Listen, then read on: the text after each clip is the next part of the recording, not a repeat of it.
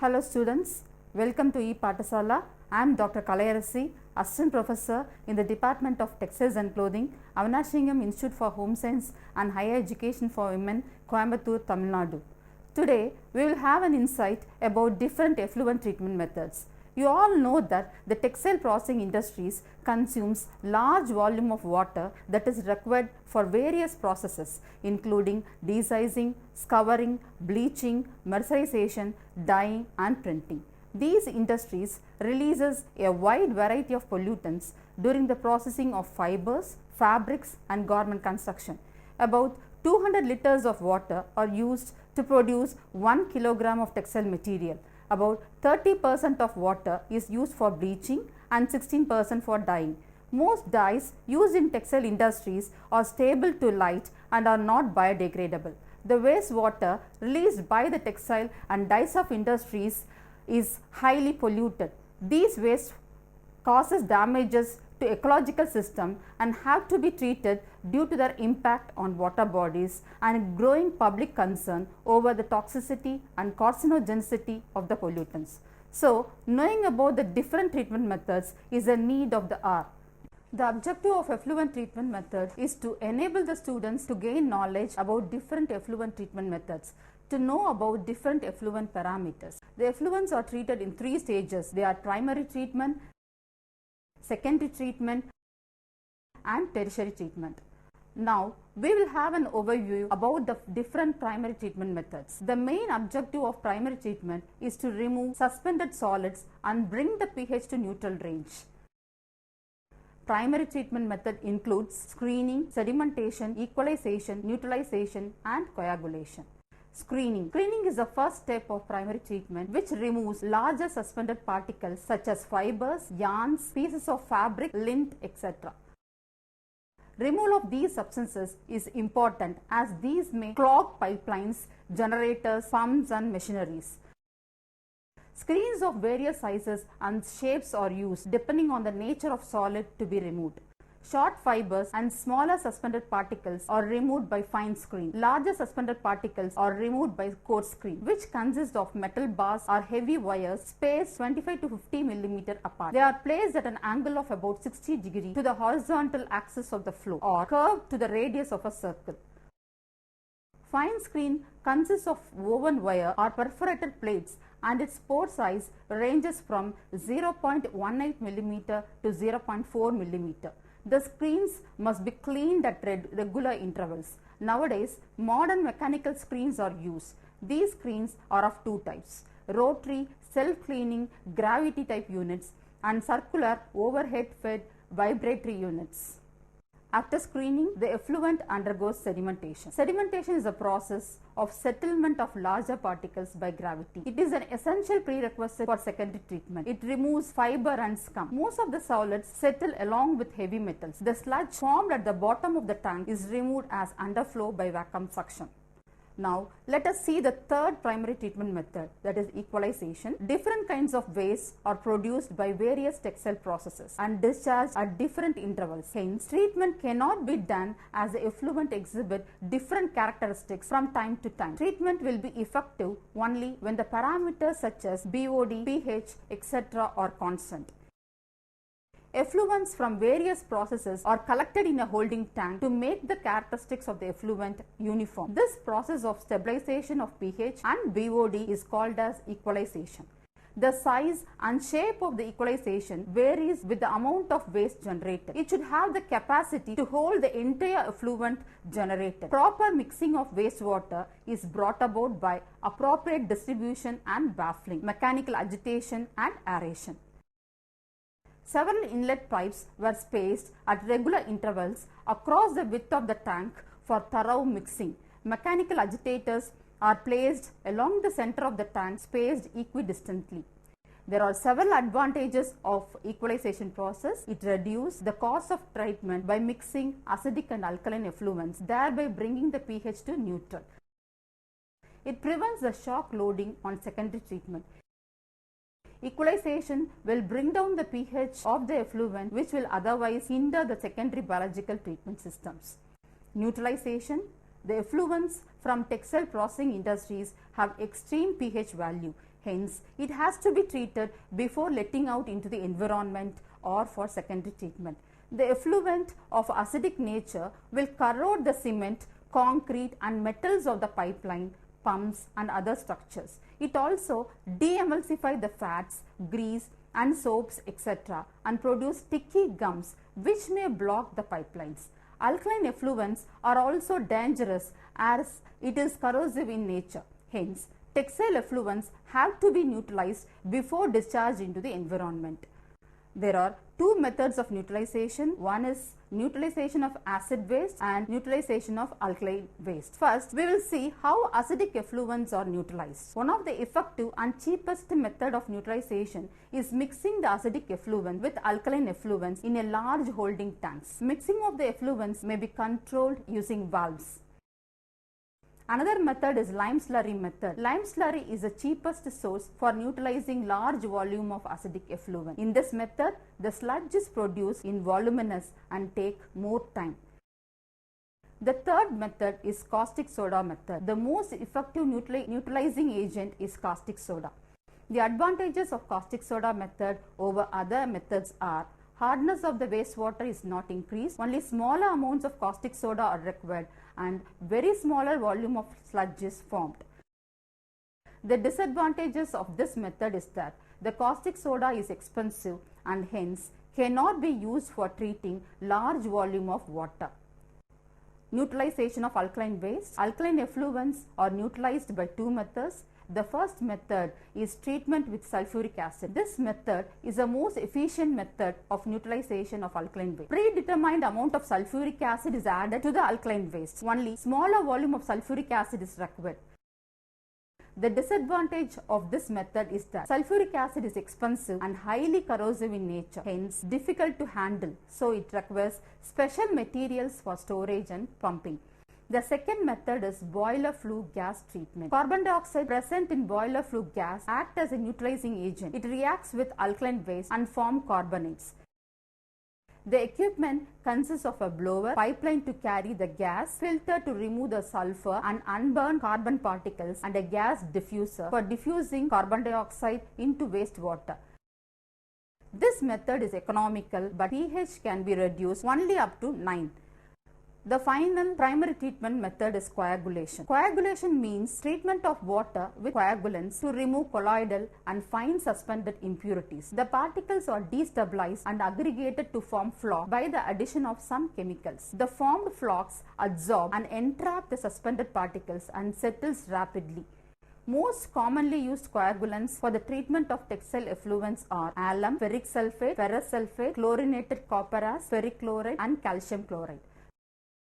To enhance the process of coagulation, some chemicals are added in smaller quantities such as activated silica and polyelectrolytes that promote the rapid settling of flocs. These chemicals are called as coagulant aids. They act by reducing the charge on the colloid. There are 3 steps involved in coagulation. They are flash mixing, flocculation and settling. In flash mixing, the coagulants, coagulant aids and chemicals for pH adjustments are rapidly mixed for 4 to 6 minutes in a smaller tank for greater dispersion. The second step is flocculation. The process of floc formation is called flocculation. The flash mixing is followed by gentle stirring of wastewater and coagulants in a larger tank for 15 to 45 minutes for formation of flocs without being broken down by the turbulence.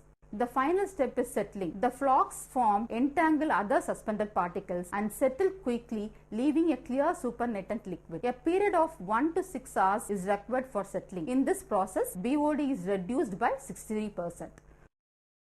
For small textile mills that cannot afford for secondary treatment, primary treatment with a final chemical coagulation is effective and attractive. Formation of large quantities of sludge is a major disadvantage in this technique. So far, we have seen the different primary treatment methods. Now, we will pass on to secondary treatment methods. The effluent from the primary treatment contains dissolved organic material and small amount of suspended solids. In secondary treatment, biological action is used to remove the organic materials. Complex organic molecules are broken down into simpler substances by microorganisms during secondary treatment. Hence, secondary treatment is also called as secondary biological treatment. The objectives are to remove dissolved and residual organic matter and reduce COD, BOD and toxicity of the effluent. There are two types of secondary treatments. They are aerobic and anaerobic. Aerobic treatment involves oxygen for the degradation of organic molecules by aerobic microorganisms, and the end product is carbon dioxide and water. Anaerobic treatments are reductive and take place in the absence of oxygen. The end product is methane. Aerobic treatment is most widely used as it is more rapid. There are four types of aerobic process. The first method is activated sludge process. The most versatile biological oxidation method for treating textile waste is activated sludge process. In this method, the textile effluent after primary treatment is fed into an aeration tank where it is subjected to continuous biological degradation by microbial flocks suspended in the reaction tank. Oxygen is supplied by diffusers or by surface aerators. The effluent from the aeration tank is passed to sedimentation tank for settling. A part of the sludge is returned to the aeration tank for effective microbial population. The time required for activated sludge process ranges from 6 to 12 hours depending on the pollution load. The active centers of biological oxidation are microbial mass, which include bacteria, fungi, protozoa and nematodes. Among these, bacteria are the most important as they are the workhorses that degrade the organic substances. Oxygen is an important material for the activated sludge process. A minimum of 0.5 mg per liter of oxygen should be present. Essential nutrients should be supplied for the growth of microorganisms. pH is an important parameter that determines the efficiency of the treatment. Hence, activated sludge system should be maintained at an optimum range of 6.5 to 9. By this method, BOD can be reduced up to 95% and color up to 80%. This method requires lower capital investment and maintenance. The disadvantages of this technique is that they are sensitive to shock loads of toxic and organic substances and they produce larger quantities of sludge. Trickling filtration. Trickling filtration is an effective aerobic biological oxidation process. In this method, the textile effluent after primary treatment is sprinkled over a bed of broken stones. The microbial film formed on the stones oxidizes the organic waste present in the effluent during its passage. The treated effluent is allowed to settle and then discharged. Trickling filters are also termed as biofilters and percolating filters. The most common trickling filters are circular. The wastewater is sprinkled by moving or fixed sprinklers. Trickling filter does not require inoculation but develops its own population, which is a complex mixture of bacteria, fungi, protozoa, algae and larger organisms like insects and worms. The aerobic microorganisms form a gelatinous film on the surface of the stone and oxidize both dissolved and colloidal organic matter into simpler substances. The emergent liquid is free from degradable organic matter. The removal of organic matter depends on the pollution load, temperature, size of stone, microbial surface area, depth of the filter, retention time and oxygen transfer. The growth and metabolic activities of microbes are affected by temperature of the wastewater. Lower temperature decreases the efficiency of degradation, whereas higher temperature kills microbes. Hence, optimum temperature should be maintained. The shape of the stone should be spherical, ranging from 2 to 10 cm in size. Smaller stones are preferred as they have maximum surface area. For maximum efficiency, thin layer of the microbial film should be formed. Usage of plastic and PVC material instead of stones are efficient. The depth of the filter bed ranges from 1 to 3 meter. The base is constructed with vitrified clay blocks as it can withstand the corrosive nature of the waste. The filter is connected with a sedimentation tank where final settlement occurs. The advantages of this technique is they remove BOD by 40 to 85%, suspended solids by 80 to 90% and dissolved solids up to 30%. The treated effluents are of better quality and it recovers quickly from shock loads of toxic substances. Now, let us see the third method of secondary treatment, that is aerated lagoons. Aerated lagoons are activated sludge units operated without sludge return. In this method, large holding tanks or ponds are lined with cement or butyl rubber or polythene. The depth of the tank varies from 3 to 5 meter. The effluent after primary treatment is passed on to these tanks and aerated mechanically. Required oxygen is supplied by floating aerators. The contents of the lagoon are mixed, which enhances the oxidation of dissolved organics present in the effluent. Retention time varies from 2 to 6 days. Advantages: BOD is removed by 90%. Operation and maintenance are simpler. Able to resist shock loads of toxic substances, and it is efficient in treating variable waste. The disadvantages are reduced performance during winter. Treated effluent from lagoons contain bacteria and hence need further purification.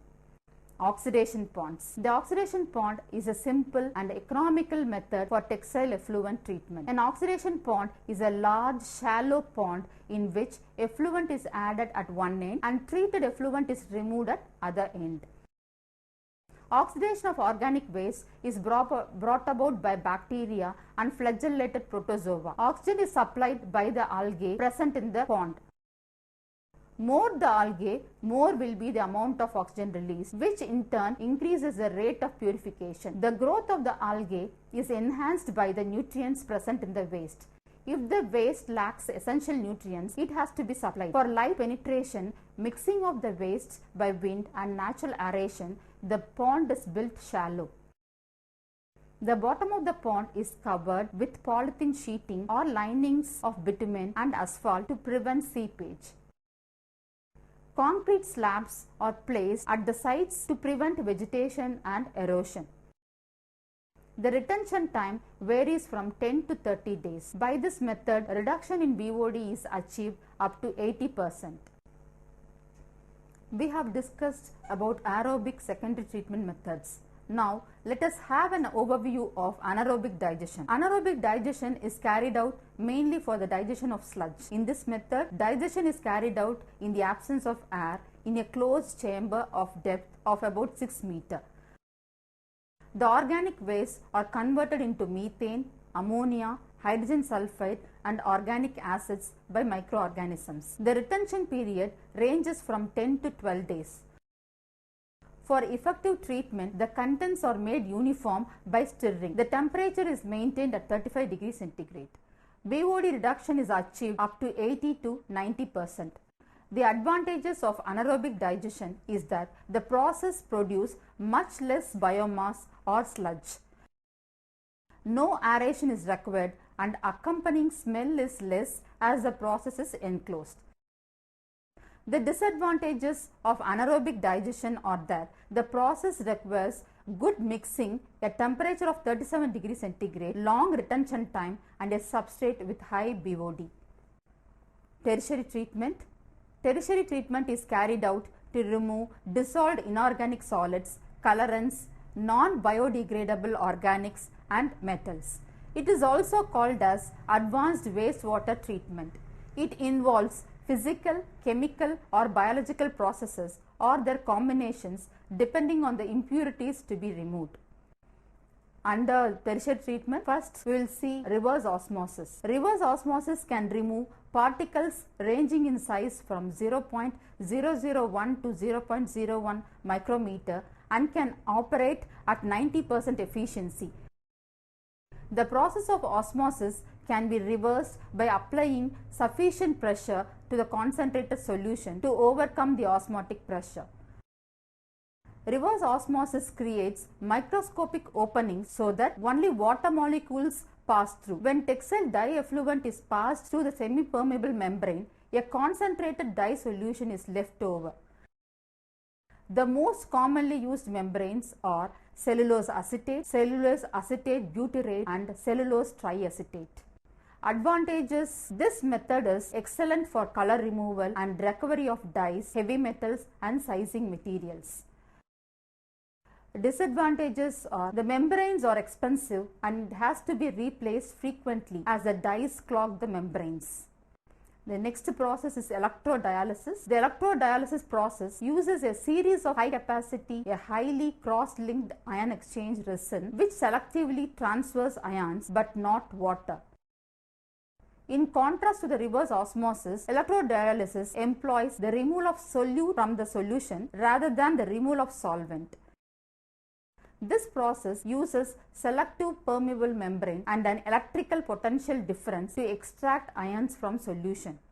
Two types of membranes, anionic and cationic, are arranged alternatively to form many compartments between the electrodes placed at the two ends. When voltage is applied across the cell containing wastewater, the anions migrate to the positive electrode and the cations migrate to the negative electrode. This causes solution in alternate compartments to become more concentrated, while that in the remaining becomes more dilute. The process does not require any chemical additives and has low energy requirement. A major disadvantage in this process is that the organic molecules are not removed and they may clog the membranes. This process also leaves concentrated wastewater which requires a high degree of treatment. Activated carbon adsorption. Adsorption on activated carbon is one of the major effluent treatment techniques for the removal of organic and inorganic substances. Adsorption is a surface phenomenon, and larger the surface area, greater is the adsorption. Activated carbon is prepared by subjecting charcoal of carbon material to oxidizing steam at higher temperatures of about 1700 degrees Fahrenheit. The effluent is passed over the bed of activated carbon. The organic and inorganic waste present in the wastewater is adsorbed onto the adsorbent by weak forces such as van der Waals forces. The effluent emerges out free of contaminants. Lint and suspended solids affect the efficiency of adsorption process. Hence, they have to be removed prior to passing through the activated carbon. Advantages: lower cost and simplicity in operation.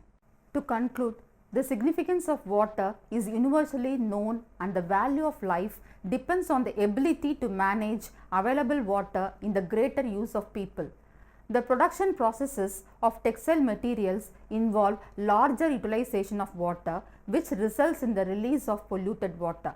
Hence, it is important to explore various treatment processes for the reduction of pollution load and reuse of the treated water. The time has come to move towards ecosystem specific discharge standards to maintain the health and productivity of natural resources on which majority of people are dependent. Innovative technologies should be developed for minimal utilization of water and its reuse. Go green is the buzzword today. So, the chemical non-biodegradable dyes can be replaced with eco-friendly natural dyes, and conventional chemical processing can be carried out with enzymes. Thank you.